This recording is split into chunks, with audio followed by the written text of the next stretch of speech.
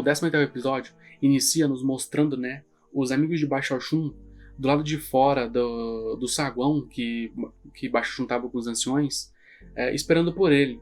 Todos eles, né, estavam felizes pela volta de Baixo-Shun, mas eles estavam apreensivos com o que poderia acontecer.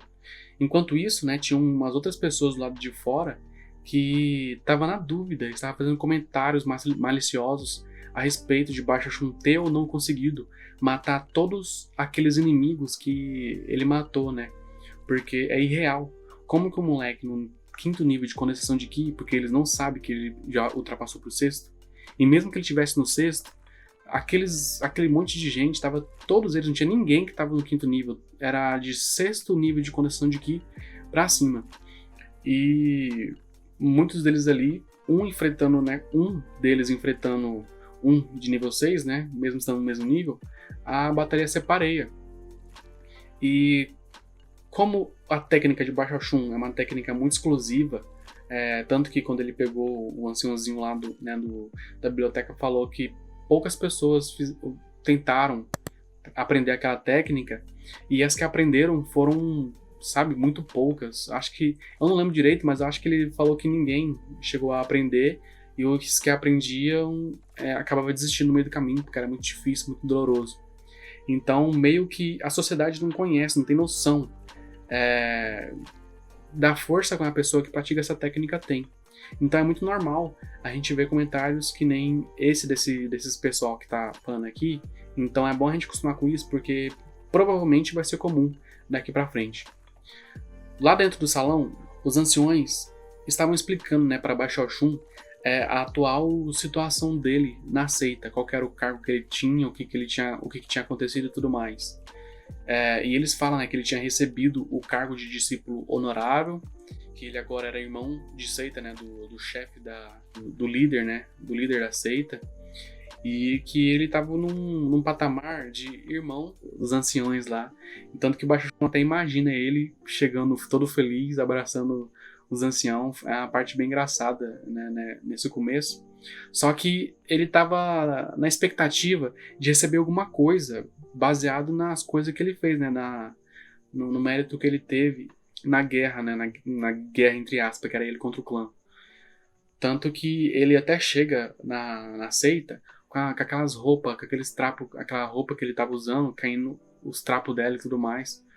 Apesar de ter ganhado as roupas novinhas lá de Dulin Fei, lá no distrito, né, que ele estava. Então ele coloca aquela roupa para ver se ganha algum favor dos líderes do clã. Mas infelizmente ele não ganha nada. E aí ele fica só, né, com as mãos abanando lá. Mas nesse ponto ele vai começar a fazer uma atuaçãozinha aqui e ali para ver se tira alguma coisa dos anciões. Só que lá é tudo raposa velha, ele sabe como lidar com uma criança, né? E não adianta ele ficar atuando que ele não vai ganhar nada com isso, porque eles sabem, eles já foram novos, eles têm muita experiência. E é isso que acontece, ele não recebe nada, fica com a mão abanando. Só que aí o Link-Ho chega e é muito legal, né, esse relacionamento que eles conseguiram criar entre Baixo-Shun e o Link-Ho aqui na adaptação. Essa é uma das poucas coisas que eu acabo não criticando tanto, porque eles fizeram isso muito bem, eles conseguiram passar pra gente, né, essa noção do quanto um se importa com o outro. E aqui o Baixo-Shun, ele para de atuar na hora e vai correndo pro rumo do Link-Ho, abraça ele, começa a chorar, porque foi muito pesado mesmo tudo que aconteceu com ele naquele período, né, da missão. Desde que ele saiu da seita, ele tá com essa tensão, desde que ele saiu da seita, porque o Shobokai tinha avisado pra ele que o Fenhai tava querendo, né, mexer os pauzinhos para que Baixo-Shun saísse em missão, e ele queria eliminar Baixo-Shun do lado de fora. E aí ele foi lá, batalhou com os morcegos, né, teve aquele chamariz todo, e o tempo todo era tensão, o nervo falou da pele, e o moleque tenso o tempo todo, durante a missão inteira, sabendo que a qualquer hora ele podia morrer. Então, na hora que ele vê Link-Ho ali, aquele peso todo desaba dele, ele começa a chorar. E ali eu gostei, viu, daquela parte. Tipo, é um pouco forçado demais ele gritando, chorando, igual das outras vezes, né, quando ele atua, aquela vozinha chata dele. Mas ali foi um dos poucos momentos que eu consegui relevar essa parte, porque realmente é muito tocante essa parte. Realmente, essa parte realmente é muito boa. Então, eu relevei dessa vez. Agora, depois disso, né, vendo, ele começa a falar tudo o que aconteceu, ele começa a contar a verdade, e as pessoas ali no salão, que antes não estavam acreditando, né, porque eles estavam vendo que era uma atuação, acredita no que tá vendo ali, e vê que realmente ele passou por muita coisa, e vê que, não é, que ele realmente sofreu e tudo mais, e dá pra ele, né, ele ganha os 2 prêmios, 2 troféus do líder da seita, que é a espada, né, a espada dourada, e o escudo do Grow divino.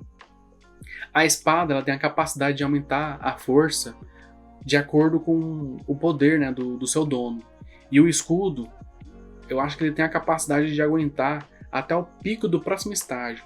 Eu não lembro direito qual que é o próximo estágio, mas se eu não estou errado, é a formação de núcleo. O próximo estágio eu acho que é a formação de núcleo. Então esse escudo tem a capacidade de aguentar até uma pessoa que tá no pico da formação de núcleo. E aí depois disso, né, ele pega os itens, tenta levantar, só que ele não tem, né, a capacidade para poder controlar aqueles itens direito. Aí ele pega eles e vai embora. E aí lá do lado de fora, né, ele é recepcionado pelos amigos dele e tudo mais. E eles contam pra ele tudo o que aconteceu na seita quando ele tava fora. Conta que ele tinha se tornado uma lenda, que as pessoas, né, ficavam contando histórias sobre ele e tudo mais. E Baixo Shun, né, do jeito que ele é narcisista, ele gosta de tudo aquilo. Ele fica felizão, né, de tá louco pra poder aparecer na frente dos caras e mostrar pra ele, né, que ele tá vivo ali pra receber os olhares dos outros.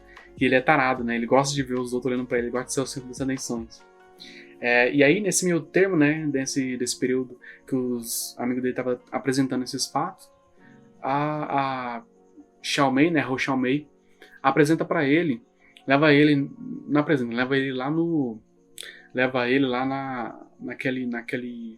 naquela praça que teve o torneio, né, dos melhores do norte, onde aquela árvore, aquela planta da batalha final ainda estava lá. E ela cresceu muito, ficou bonita pra caramba, e até se tornou, né, o lugar onde o pessoal foi fazer prece, né, pra Baixo Shun. E é muito legal essa parte, porque ali ele tem uma conversa, né, com o Xiaomei legalzinha até, mas só que aí ele acaba, né, ficando meio que distraído, porque ele lembra de Du Linfei, né, como quem batalhou com ele no final foi a Du Linfei, então ele inevitavelmente acabou lembrando dela. E aí ele fica perdido e assim que ele termina de conversar com ela, ele parte para tentar, né, achar alguém que pudesse ajudar ele, e é aí que ele acaba né, indo atrás do irmão da Hou Xiaomei, que é o Hou Yunfei, e pede para ele ajudar ele nessa questão. Ele fala com outras pessoas também, que eu acho que são membros, né, do pavilhão da disciplina, mas o mais relevante mesmo dali foi o Hou Yunfei, né, que para ajudar ele pede esse favor, e dias depois, né, o Hou Yunfei volta e fala com ele, dizendo, né, que não tinha nem sinal de Du Linfei ali. Então o Baixo Shun passa por um período, né, de tristeza, né, em devaneios, lembrando da menina, porque estava apaixonado por ela, até que Hou Xiaomei vem, né, encontrar com ele ali, deitado lá onde estava a árvore ainda. E aqui é onde tem um daqueles momentos, né, que eu falei, que difere os donhwas dos animes. Que se você não viu o vídeo, o card vai estar aparecendo aqui em cima. Depois você vai lá e assiste. Que é do romance, né, da relação que os personagens têm. Aqui nos donhwas, eles têm muito mais liberdade, né, para poder tratar desses assuntos.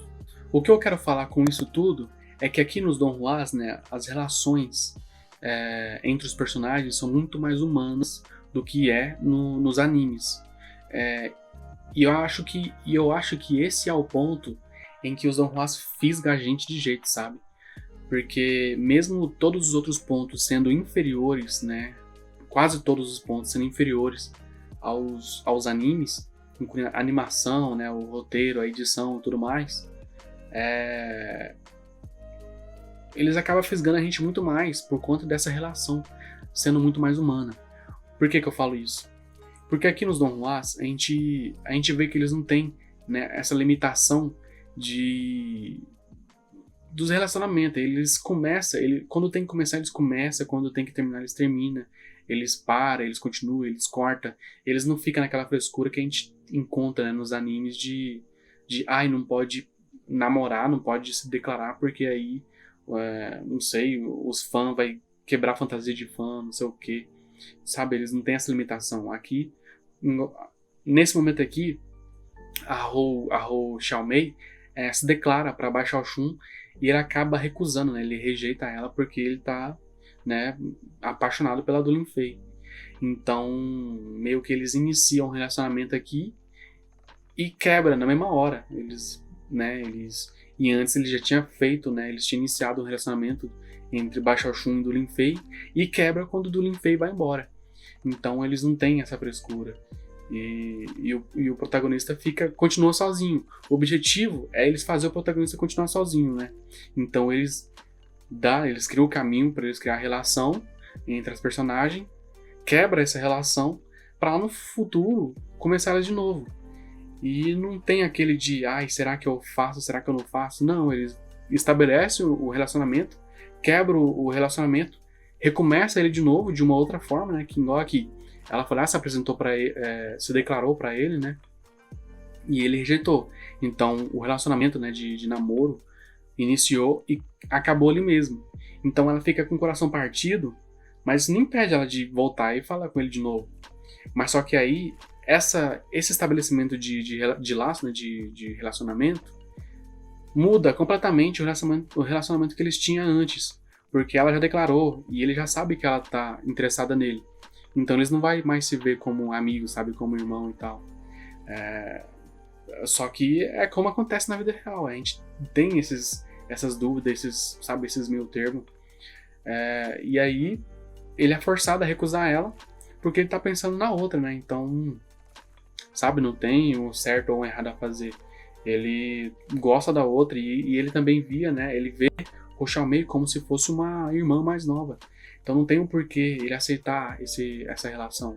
Ela, por um lado, não vê ele como o irmão mais velho. Ela sempre teve admiração por ele, sempre gostou dele. A gente só não viu na primeira vez que ela aparece. Mas dali pra frente, que foi no outro episódio, né, quando ele tá enganando todo mundo, a gente já vê que ela tem uma certa admiração por ele. Agora, só pra finalizar o raciocínio, eu gosto de dizer que os romances de cultivo, em sua essência, são histórias solitárias. E Algo Eterno é um ótimo exemplo para a gente mostrar esse ponto. Porque olha o tanto de encontros e desencontros que a gente teve em apenas, né, 2, 3 episódios. Esse momento aqui mesmo, né, que ele rejeita a menina, também prova isso porque ele é forçado a deixar uma menina que acabou de, né, se declarar para ele por uma outra que o deixou, sabe? Isso é muito triste. E Algo Eterno traz muito disso. É por isso que eu acabo ficando puto quando o povo fala que Algo Eterno é uma história de humor. Assim, tem as suas partes engraçadas de humor, só que, sabe, é um romance muito sério. É como eu disse no vídeo de indicações que eu fiz, se você não viu, o card tá aqui em cima pra você ver depois. A história em si não é uma história de humor. O único humor que tem ali é o protagonista. E é por essas outras, quando eu indico Algo Eterno pra alguém, eu falo pra ele vir não atrás do humor, mas, né, aprecie, o humor é legal, é bacaninha e tal, só que as outras coisas que tem no mundo são, sabe, o mundo é tão repleto de outros pontos, igual esses que a gente tá comentando aqui, que é meio que desperdício você se limitar apenas ao humor que ele entrega, sabe?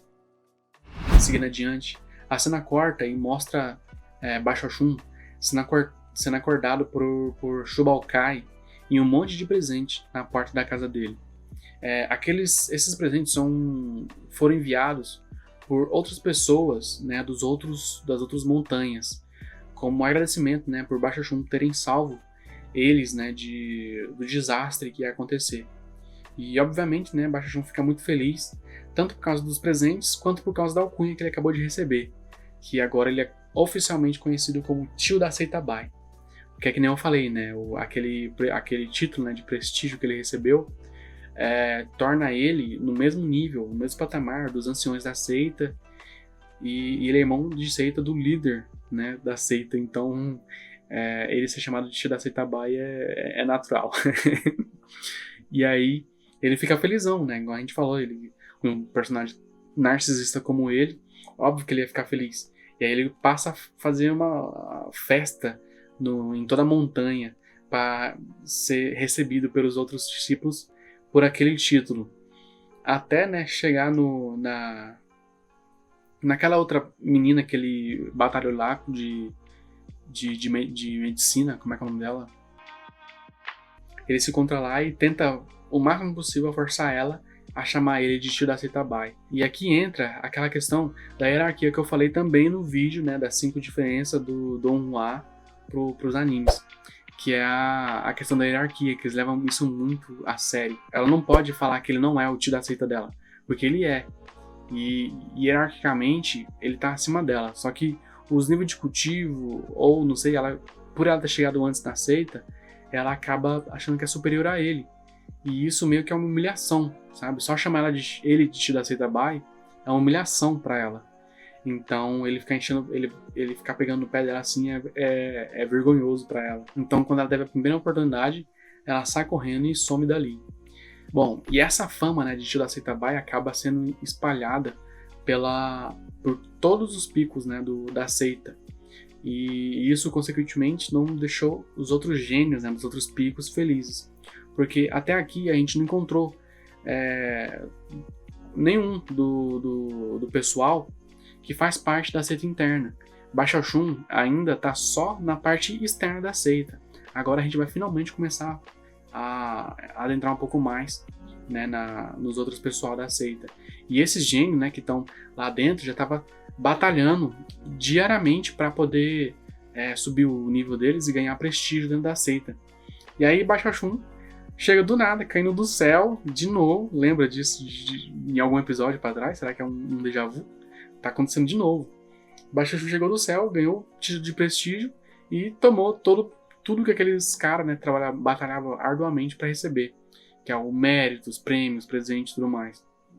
Então eles não ficam nada felizes, né, com Baixa Shun ganhando esse título. Um desses gênios chama Shangguan Tianyu. Baixa Shun acaba se encontrando com ele quando ele estava afrontando Xiao Fei. Lembra de Xiao Fei? Era aquele menino que ficou incitando o ódio de Fenhai para Baixa Shun. E Baixa Shun deixa bem claro que ele sabia o que tinha acontecido ali, o que Xiao Fei, né, fez, né, incitando o ódio de Fenhai. E na hora que ele estava perto de liquidar, né, com Xiao Fei, o Shangguan Tianyu aparece e protege o menino. Ele salva o Xiao Fei no último momento. E aqui nesse finalzinho de episódio, né, nós temos um breve confronto, né, onde Shangguan Tianyu troca golpes com o Baixa Shun. E o episódio termina, né, com o Baixa Shun se sentindo humilhado depois de ter perdido, porque ele perdeu foi em um instante.